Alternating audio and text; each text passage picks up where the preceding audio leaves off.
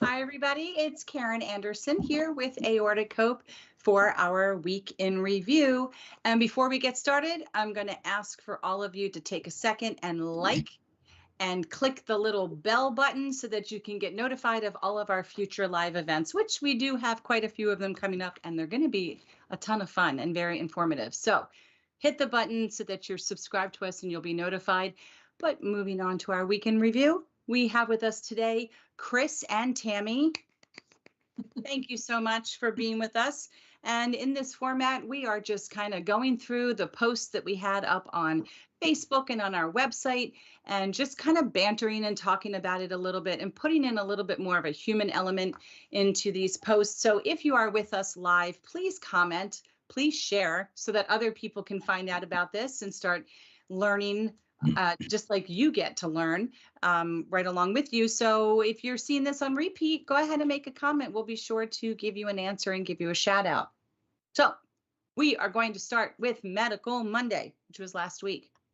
And this was kind of interesting because we talked about this at the Rock from the Heart event that we were present at. And just curious, how many of you have heard of the term valve sparing surgery? Chris or Tammy? No. I had not. But you heard about it on that weekend, right? It was mentioned, but not everybody who has an aortic dissection ends up with a new valve. I think the misconception is that when you have an aortic dissection, you're going to get either a tissue valve or a mechanical valve, and that is not true. There is actually an article written by Yale Medicine, actually it was written by Kathy Catella, and it's called Repairing a Heart Valve Better Than Replacing.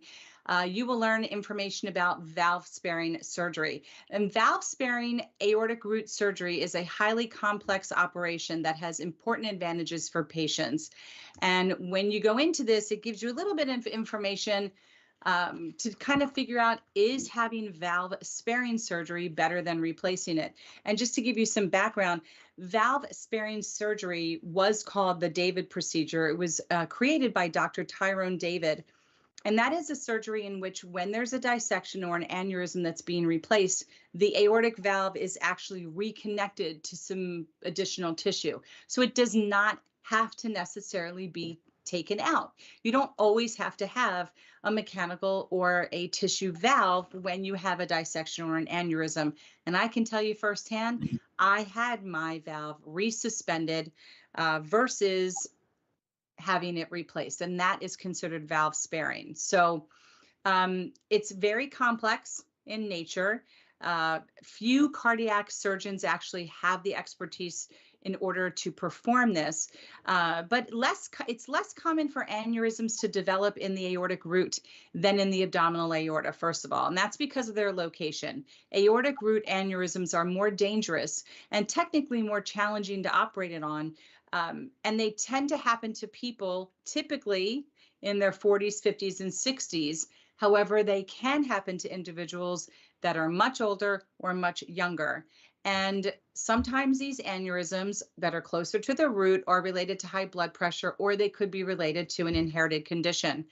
And as we know, the majority of aneurysms are silent. They have no symptoms, and they're typically only detected incidentally when a patient undergoes imaging for other conditions. In fact, a newly diagnosed patient usually has no idea that their aneurysm has been growing in them for years. It's a very slow process. In general, it's like blowing up a balloon. You need a lot of pressure to have that aneurysm pop.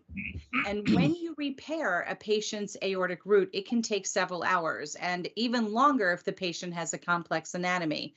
The heart has to be kept still at all times, which is why you're put on the heart-lung bypass machine, and it's a cold solution that goes through your body. So it is a little bit tricky having these surgeries.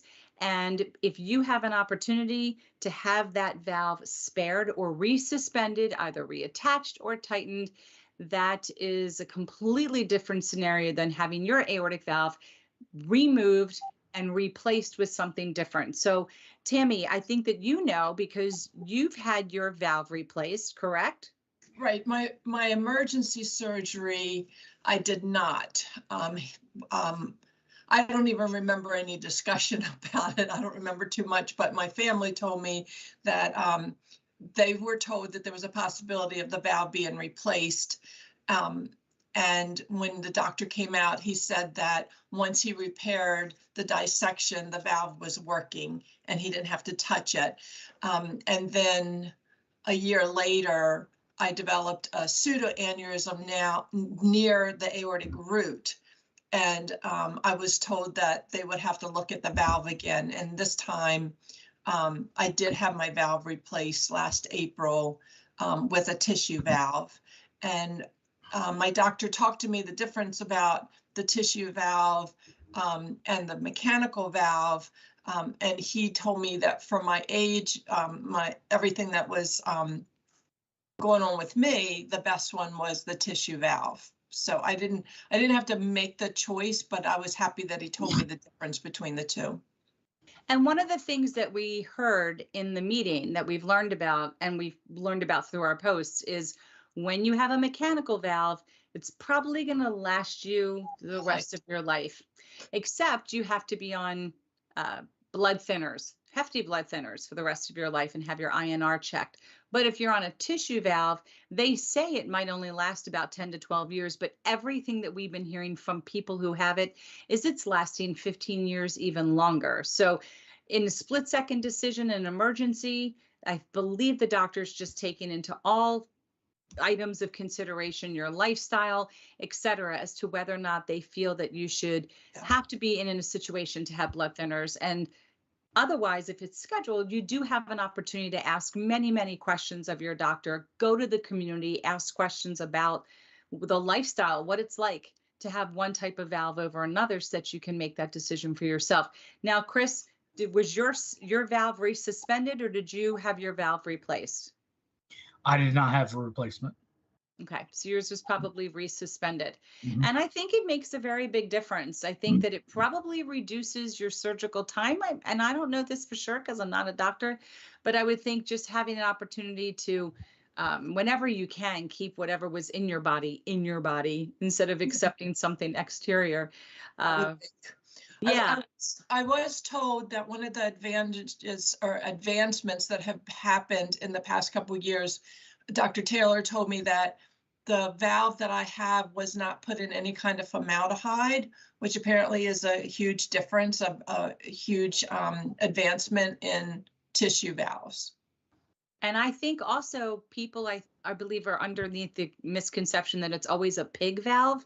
Yeah. But I think we heard that there's also cow valve. I haven't asked what I have. Well, it is. Well, you know what? If I hear you mooing, then I think I know, right? I have not asked. I wonder if it matters. I really do. And I wonder if there's a difference based upon your religion. It just dawned on me.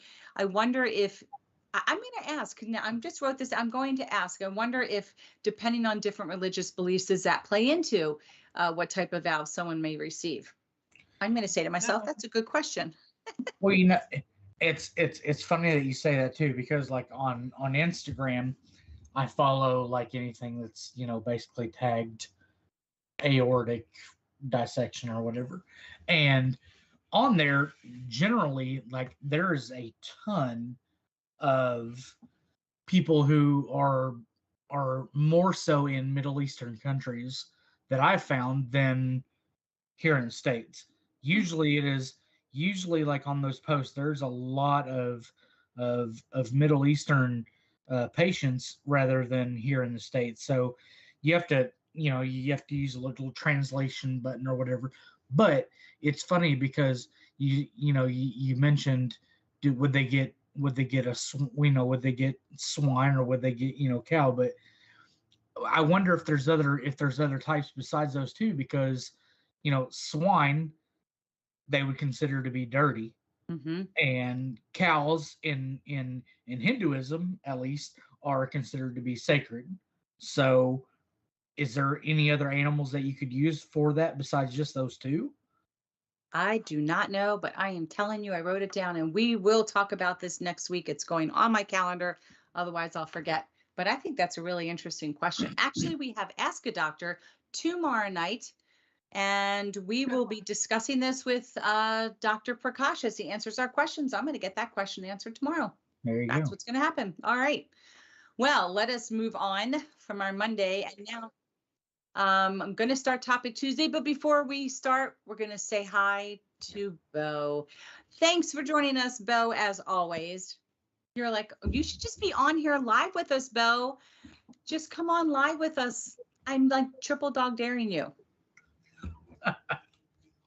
All right. So Topic Tuesday was really, really fun. I don't know if you guys got to do it, but we're going to do it together. I was not even aware that Merck has this phenomenal patient portal area, and they do quizzes.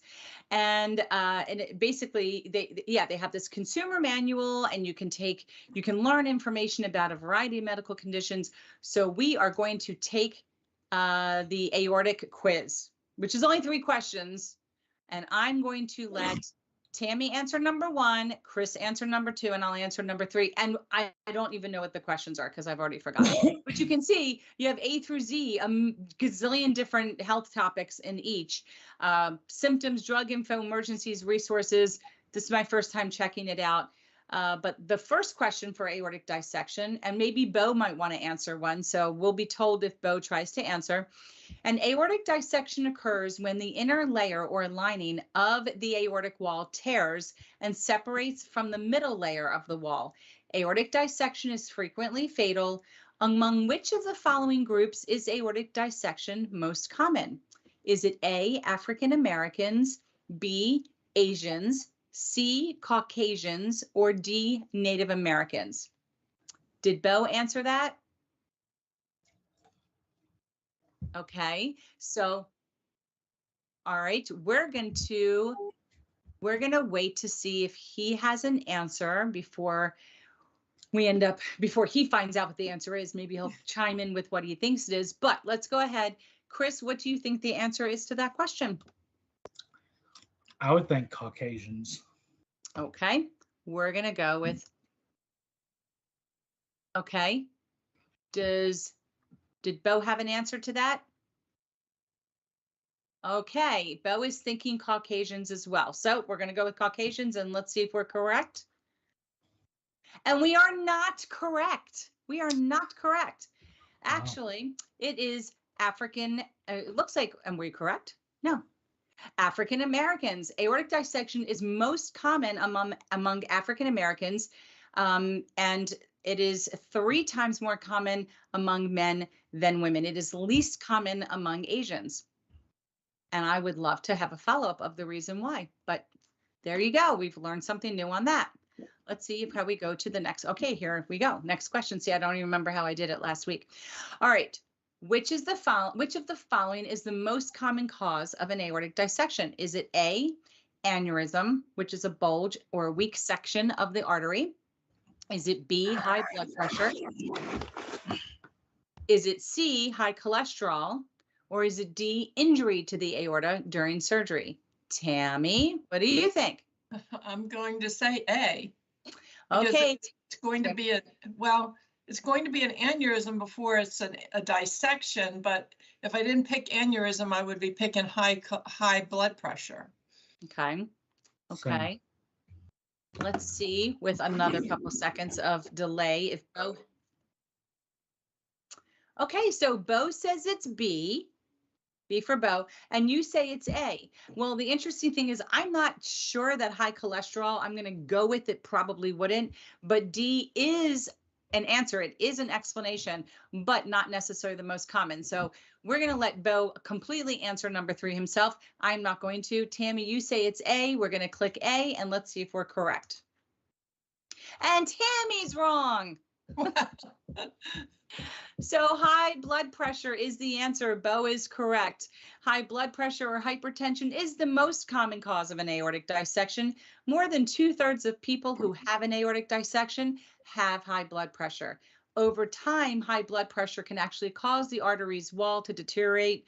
And very rarely an aortic dissection will occur accidentally during the insertion of a catheter into the artery or during surgery for heart or blood vessels. So yeah, Tammy, I get your point of thinking it would be aneurysm, But I do remember hearing in our meeting that it could be as high as 20 or 30% of dissections did not have an aneurysm beforehand.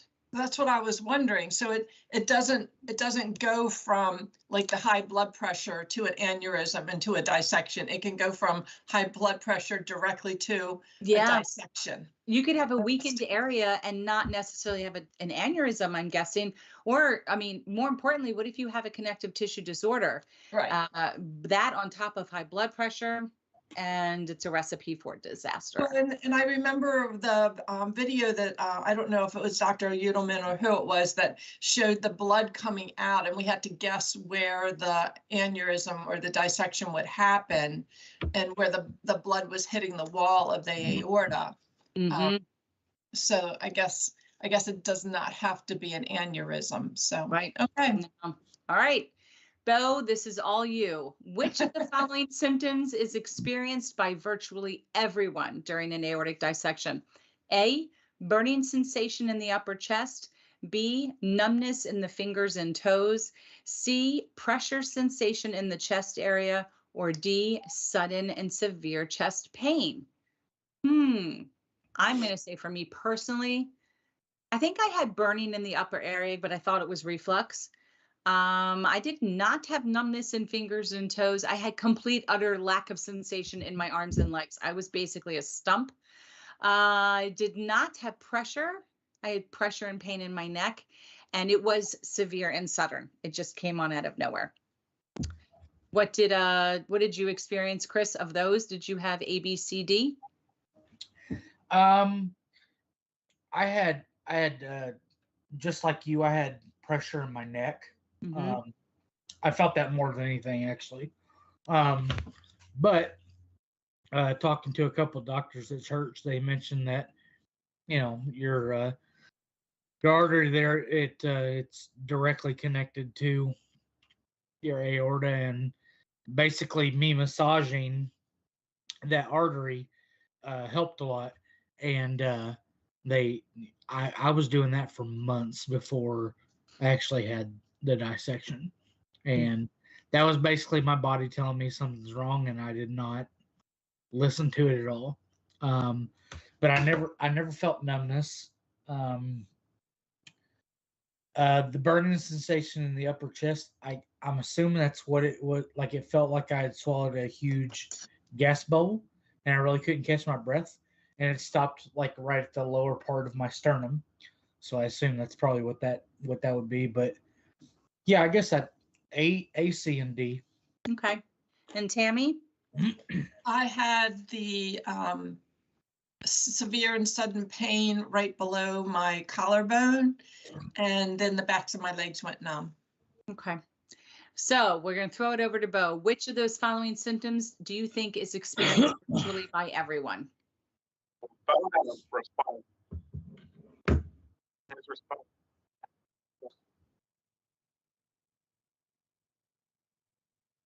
So Bo actually felt pressure in his back and pain between his in his back between his shoulder blades, which interesting. I guess that would correspond to letter D. But what do you think the answer is? I'm wondering what Bo thinks is experienced by everyone. Should I start singing the song? All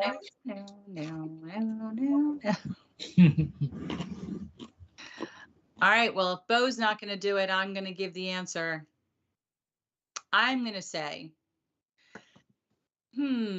experienced virtually by everybody. I'm going to say C. I don't know. I'm going to go with everybody might feel pressure in the chest area. And I'm going to probably be wrong. And I'm totally wrong. Well, we were all wrong, so it's okay. All wrong. Except for Bo. Right. Virtually everyone who has an aortic dissection has some degree of pain. And I would say that virtually everyone is the key words, because there are people in the community who never had any pain. They just felt off or dizzy or something of that nature. But typically the pain comes in suddenly and is excruciating. It's often described as tearing or ripping sensation, More often it is felt across the chest, but it's also commonly experienced in the back between the shoulder blades, which is what Bo described. So I guess in a sense, maybe Bo did win. So when you look at it, it's only 50, well, not only, but 59%. So it's just a little over half. Yep. So that's not really everybody. But also, It's just the way it fell. Also, it fell. Also, it says severe. Like mine, like I told you, Karen, I actually finished my shift at work Right. after the dissection happened. I mean, did it hurt? Yeah, but would I say it was severe? Absolutely not. Right. Like it was not debilitating. I felt the pain for the for the 4 hours that I finished work, but again, I was able to do a physical labor job for 4 more hours. It wasn't. I don't know. I just wouldn't describe it as severe. I would agree. Right. All right. There's our topic Tuesday. I missed that. What was that? Oh, so Bo was wrong. Bo chose B before. Okay. All right. So basically we're all wrong except for Bo's the big winner because he got it right, the one right. So thanks, Bo. All right, we are off to Therapeutic Thursday. And stop. Hear these words. It is okay to say no. You don't always have to say yes. This has little to do with our aortic health issues and everything to do with appreciating ourselves and our time. Don't feel guilty and don't feel embarrassed. Feel empowered. Feel appreciative of yourself for knowing what's best for you. In this article that we had here that was written by Leanne Martha, I'm going to butcher your name and I am so sorry, Marquez Latoya from Lifehack. It was titled The 5 Reasons Why It's Okay to Say No. You're going to really have the opportunity to learn good, solid reasons why sometimes you just have to say no. And I thought this article was great because I think especially as the patients, we tend to not want to say no, right? Because we've already caused enough grief to our family members, to our employers, to our friends. But we tend to say yes too often and end up regretting the moments that we should have said no. So let's take a look at these 5 real quick. Number 1, say no because you don't owe anything to anybody. Tammy, you got any thoughts on that line? That's a pretty right in your face line. You owe nobody anything. I think if I had still been working, I had just quit to open a daycare in my home with my children, with my daughters. If I had still been working, I would have felt really bad about what I was doing to my coworkers because in the job I had, they would have had to pick up the slack. So yeah, that's a real mental health thing of not owing anybody anything. Mm-hmm. Chris? Yeah, I don't feel obligated at all. That's great. I mean, with the job that I had, like I said, I was a delivery driver for UPS.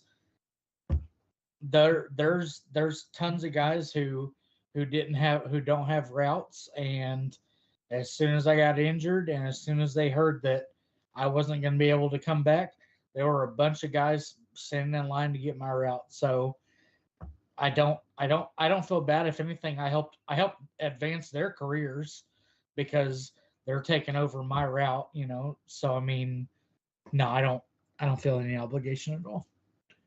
So I think I go through this a lot, but this would not be one of my reasons why I say no. I think a lot of times in this role of aortichope, which is volunteer, I mean, it is, nobody here on this board derives an income, but I find it really hard sometimes to say no because I just feel a sense of duty or obligation. And then I do hear about it. My husband will say, you're pushing yourself to the warning track line and you never want to get close enough where you say, I have to be done.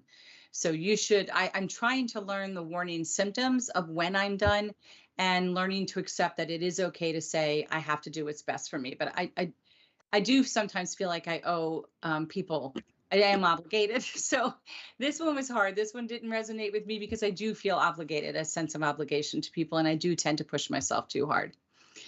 You can never control everybody's opinions of you. So therefore, it's okay to say no. So whatever you do, people are going to say something. People are going to judge you unfairly, fairly, harshly. It doesn't matter. But one of the things this article is saying is don't sweat this small thing that someone might judge you or have an opinion of you for saying no. If your decision is based upon, if you're trying to decide whether to say yes or to say no based upon someone else's decision, you should just stop. Just let that go, because everybody's going to have an opinion. So I can tell you, for me, I definitely have no issue saying no if one of my friends are going to be upset. It's not even a consideration. So while I sometimes feel obligated and wanting to help people, having somebody have an opinion of me, I don't think that plays heavily into my opinion. Chris, what do you think about that? I've never cared about anybody's opinion of me, but I definitely don't now. I mean, not anymore. My wife will tell you I'm very opinionated. I'm gonna let you know about it. But yeah, I mean, we we've had a couple friends, who have moved over the last year, and there's, I can't help them. They may have helped me move a 500-pound gun safe, a few years back, but I can't return the favor. Yeah. Not at this point. They would ask me before, yeah, but I mean, when you get to a point, I think you also have to realize your limitations, your physical limitations. And for me, I know it wears me out really quick, and that's frankly, it's going and getting groceries with my wife. I mean, on Saturdays, that wears me out. Going to Sam's Club. I know what I can do and what I can't, and if I offend somebody or anything like that, I don't lose any sleep over it. Right, Tammy. Oh yeah, I had the need to please disease before my dissection. I was the person that always made everything better, and as soon as my dissection happened, and I was in the recovery process. When you're in that recovery process, you can't think about anything else. And I realized real fast that what people thought of me was not it wasn't any of my business. It wasn't going to change my ability to walk up 3 flights of steps to visit them, and I couldn't do it, or go to an amusement park, 3 months after. I let all that go. Mm-hmm. You really find out who your actual true friend. Oh yeah. That just kind of, you lose those so-called friends that you had forever, and you realize you're so much happier without it. Yeah, I just I could have probably paid millions of dollars to get rid of the disease to please, but that one event in my life, and I was able to let it go real fast. I love that, disease to please. And that brings us to number 3, which is what you were talking about, that once you have the dissection, you lose the ability to think about anything else because you become your own priority. And that's the number 3 reasons of it being okay to say no, is because you're the only one who can really identify your priorities in life, whatever the priority is to you. And as it says here, your happiness will be made up of the choices that you make in life. If you're not sure about something, say no to it. Just say no. If you're hesitant because you know deep inside of your heart that you're not too thrilled about the idea, then say no. If it's not really what you want, say no. No one can tell you the specific activities that you should be doing to feel happy or fulfilled. Only you can do this for yourself. And a lot of times people will say, if you're struggling with making a decision, it's better to do nothing. Just do nothing until you feel that it's okay to make that decision. So saying no is a decision. Saying no is a choice. Anybody, I think we've talked about this. Anybody feel, Tammy, you just mentioned this, you feeling pretty positive about you knowing your priority in your own life? Yes. And I think one of the big steps for me was taking control over my calendar, because for a while there, I'm going to say like the first 18 months or whatever, I just felt like I was at the mercy of everybody telling me where to go, what to do, how long I was supposed to be there, and what I was supposed to do while I was there. And last summer, I canceled all my doctor's appointments in July. And I just said, I don't care how mad you are at me. I need a month off for my mental health. I can't live in this world of doctor's appointments and traveling and figuring out who's going to drive me and how long I'm going to be there. And I just took control over it. And I do the same thing now. I think I've mentioned that here before now. I will try to make all my doctor's appointments the last week of the month. It just, in my mind, that's when I go to the doctor's appointments, and it works for me. And when I'm trying to make an appointment and they say, oh, can you come in on, October 10th? And I say, oh, no, I'm not available that day. And I'll say, but I'm available. And they're like, okay. Where before I was always at everybody's mercy. Mm-hmm. Yep. Chris?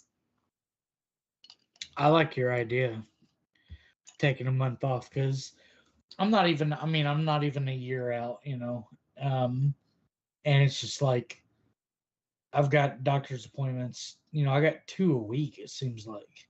Yes. I'm constantly just being berated and pulled in multiple directions. I have three this week, because I had one today and we got one tomorrow and one on Thursday. And it's like, at what point do you get a break? Because right now, like, I do, you just feel like you're constantly being pulled in different directions. And like you said, you took a month, for a mental break of it. And it seems like, just at a breaking point. And that's hard. I know for me, my whole first year, I saw every ologist. If it had an ologist on the back of the title, I saw the dermatologist. Not that a dissection is going to cause skin cancer, but I felt that I had no control over anything in my body. And I wanted every ologist to check me out. And it wasn't that there weren't any issues. I started becoming way too in tune with my body, and taking care of myself and trying to have a sense of control became my life priority. And now part of my priority is my own health and wellness, is my family. And a matter of fact, I went to the gym last week, first time. I don't even know who works there anymore. It's been a long time since I've been there for anything other than the pool. But when I walked in and they scanned my card and I approached the main floor, and I see all of these treadmills and stairs and ellipticals and other machines. I couldn't even find the recumbent bike. It was everywhere. I got very intimidated, very scared. I didn't know how to turn on the machine. I didn't know how to stop the machine. These were all new fancy schmancy machines. And next thing you know, I was staring at a screen and I'm walking through some canyon, and it just was nauseating, but I digress. The point is, I felt very uncomfortable. And so when I saw my primary care for an appointment, I told her that my priority now is I'm done waking up like the rusty old tin man in the morning, feeling like things are not moving. And part of it is age, part of it is health. I said, but going to the gym is way too intimidating. There's nobody there to take care of me. I don't want to take my own blood pressure. I'm already nervous. The confidence. And she said, fine, you're just going to start back with physical therapy again. And I spoke with the therapist, and we're going to just do workout activities. I'm basically going to be going to a gym 3 days a week, but have the physical therapist to monitor my heart rate, monitor my blood pressure, make sure I'm doing these exercises without bearing down, holding my breath, nothing isometric. And I figure if I can do this 3 days a week and get it on the calendar and keep reminding myself it's my priority, then everything should evolve the way it's supposed to by the time summer comes. So I think it's just when you have that priority or something that you want in your life, it's okay to say no. It's okay to say no to make room for yourself. Doing things for yourself is really important. So number 4, it leads you to this. Before we go to number 4, Bo has a comment.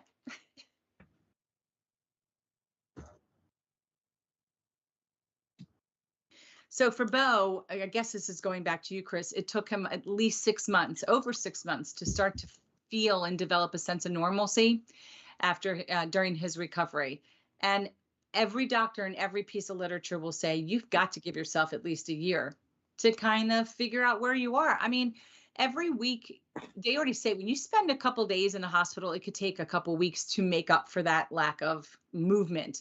And these surgeries, they really kick our butts a little bit. So that's part of saying no, making yourself a priority, giving yourself permission to say it is okay to do nothing today, because that is doing a lot, and just being more kind to yourself. And 6 months is it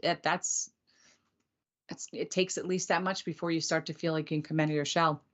Well, and like you know, any doctor that had the last part of it as ologist or surgeon, because I mean, I've seen neurosurgery, I see cardiovascular, cardiothoracic. I mean, there's just so many that literally, like, if it has either one of those two in the name, it seems like I'm just constantly there, you know. And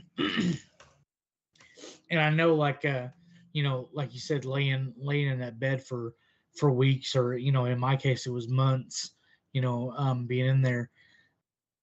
For a bigger guy, I actually had really good flexibility, and whenever I came out of there, that's all gone, you know. And going to the gym, you know, I could sit on there, and you said the name a while ago, what is it, recumbent bike. Yeah, I can sit there and do that all day long. That doesn't bother me. Usually I do like an hour and a half, 2 hours on that.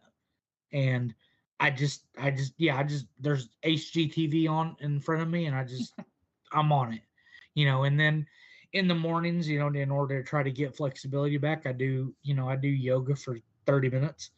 That's actually been a lifesaver, you know, the fact that, you know, that some flexibility is actually coming back. But yeah, I mean,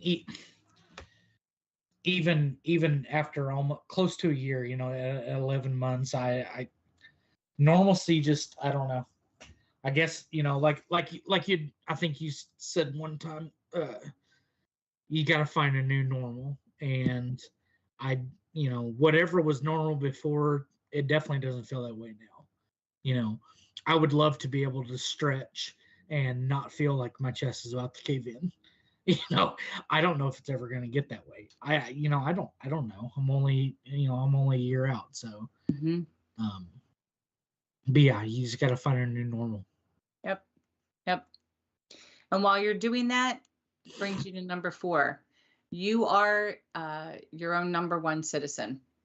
So a lot of people tend to ignore this fact, but it's true. You are the person who is going to be mostly affected by the decisions that you make in your life. Of course, our caregivers, family, friends will also be impacted, but you will be impacted the most by your own decisions. So if you decide to do something and you fail to follow through, you're the only one who's going to be most stressed out about it, unless you've committed something to someone else. So I love how this says here, if you say yes to a drunken party at 11 in the evening, you're the one who's going to have a massive hangover the next day.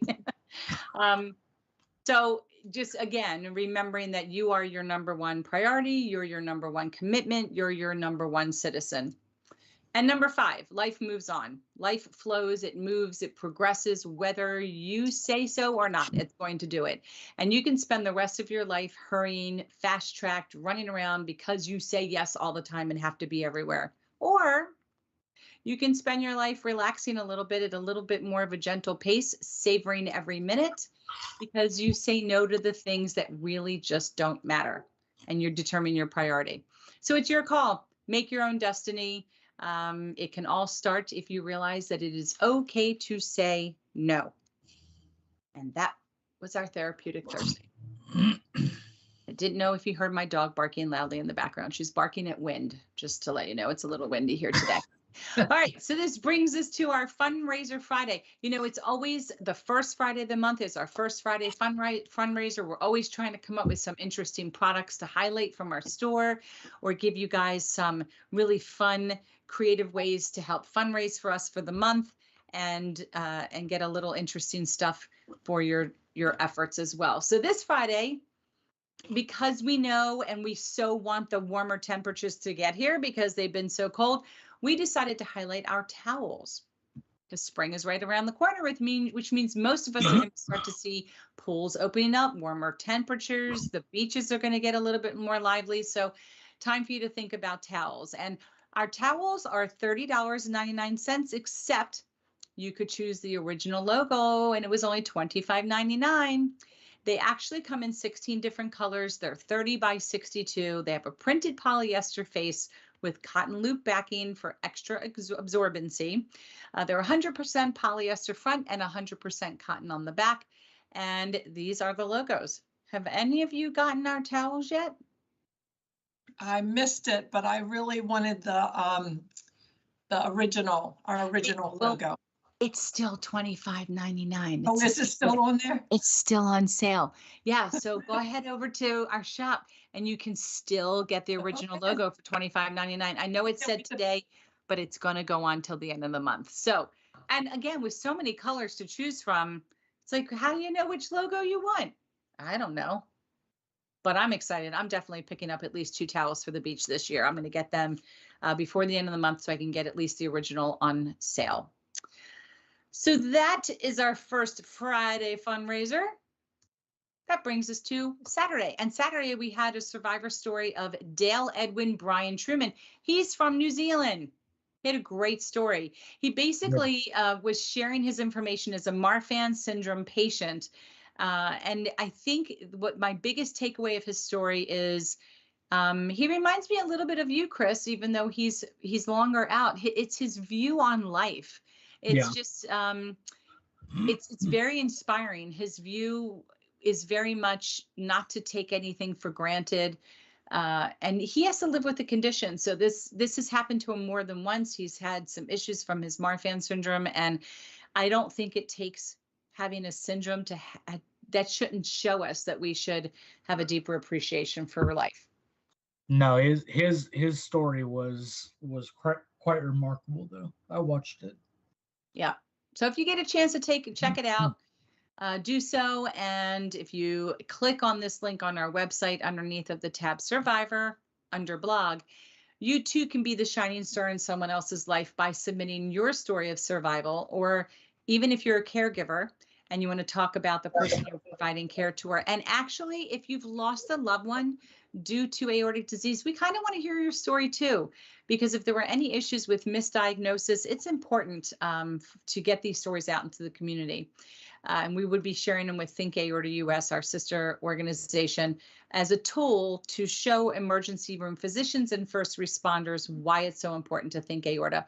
There is a link here to click the form, and your story, you're basically giving us permission to show your story on our website, mention on Instagram, Twitter, Facebook, a couple different Facebook pages. So that was our Survivor Series Saturday, which then brings us to Sunday.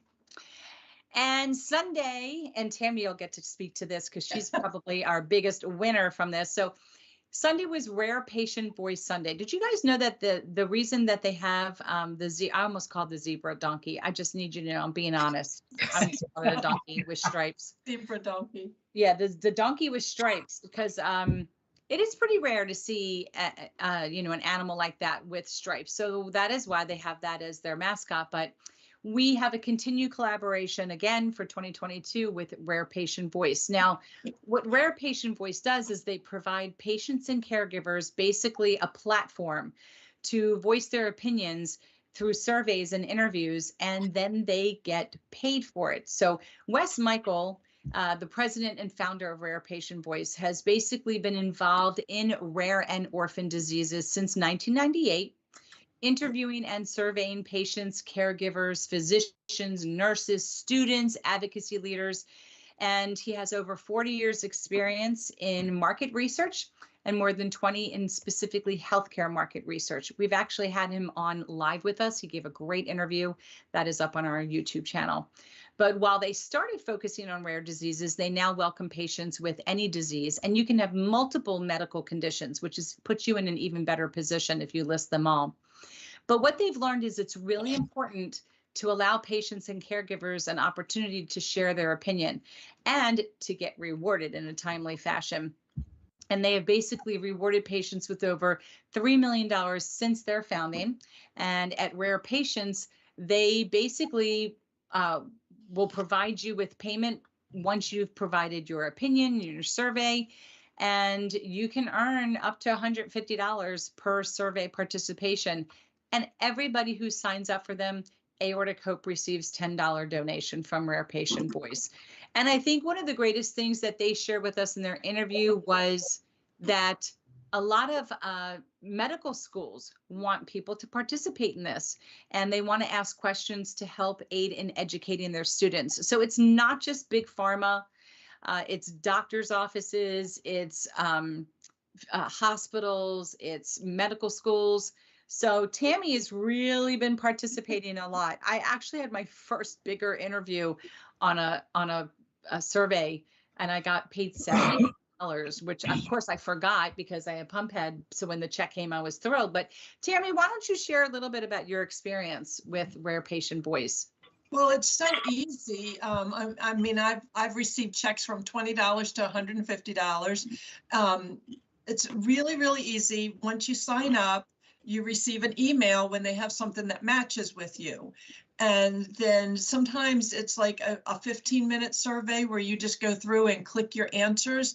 And you really don't have to think about it because it really is your opinion. And at first I thought, oh, this is going to be so hard, I'm going to have to think. But I mean, like one of them that I did had to do with a medication, and it was a medication that was being given through an infusion right now.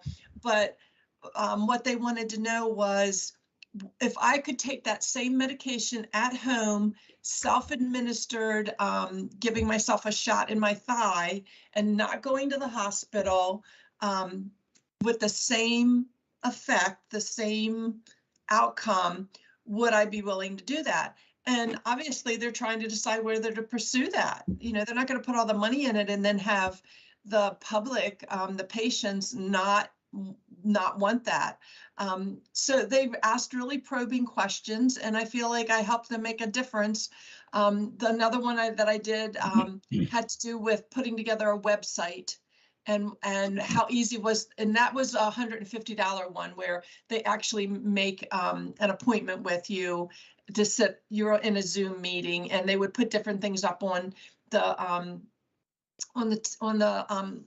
computer, and I would have to navigate and say, oh yeah, I can find it right away, or no, I can't find it. You know, I don't really know where you're talking about. And it helped them with a website. So it's entertaining. You can do it from home. I've done it on my phone. Sometimes it will ask you not to use your phone. It will say, please use a tablet or a laptop. But usually you can just do it for your phone and you get a $15, $25 check in the mail. Chris, have you had a chance to sign up yet? I have not, but it sounds very interesting. Yep, you should sign the link. It's really simple. And again, you can click whatever health conditions you have. A caregiver can sign up after you, and they can click if they have health conditions too. So it's really open to anybody, and it does not have to be a rare disease. Even though they classify aortic disease as rare, what we've come to learn is it's the dissection part that's more rare. Aneurysms are much more common than you think. But again, it's not just rare diseases. So for those of you watching, if you get a chance, click on the link, sign up for Rare Patient Voice. And if you qualify, or if you receive a survey and you answer it and you qualify, they'll take you to the next step. But they're really non-intrusive questions. They're just general. And again, you could be helping, like Tammy said, website design to make something a little bit more user-friendly for you, pharmacies, hospitals, doctors, students. So knowing that kind of makes it, I think, really worthwhile for the community. So that's our week. That's our week in review. And we've got some stuff coming up, though, this month. I know we've got support group meetings coming up. At the end of the month, we've got our general patient and caregiver support group meeting together. There's also one, I believe, coming up on a Wednesday for caregivers only.